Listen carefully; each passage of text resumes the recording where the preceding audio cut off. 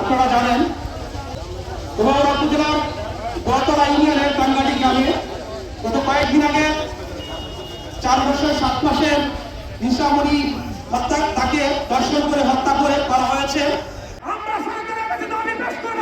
আমি একজন লয়ার হিসেবে, সুপ্রিম কোর্টের আইনজীবী হিসেবে আমরা দেখেছি একদিনের সাজা হয় ক্রমান্বয়ে বিভিন্ন আঙ্গিকে মাসের পর মাস, বছরের পর বছর সেটাকে ঝুলিয়ে রাখা হয়। আমরা এই সুন্দরের প্রশ্নের বিচার দেখতে চাই না, বিচার চাই।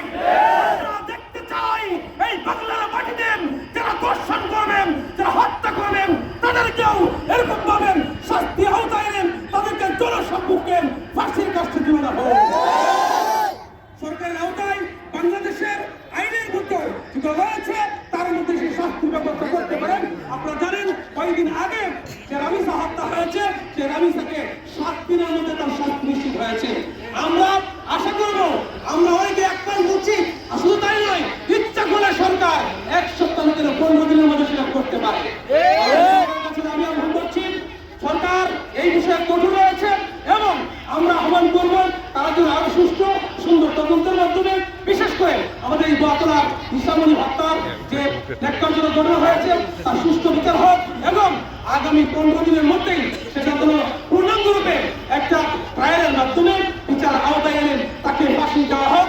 এই উদান্ত আহ্বানের সর্বশেষ যারা উপস্থিত হয়েছেন সমস্ত জনতা সবাইকে ধন্যবাদ জানিয়ে আমি আমার বক্তব্য শেষ করছি। খোদা হাফেজ। বাংলাদেশ তৌহিদি জনতা জিন্দাবাদ। আসসালামু আলাইকুম ওয়া রাহমাতুল্লাহি ওয়া বারাকাতুহু।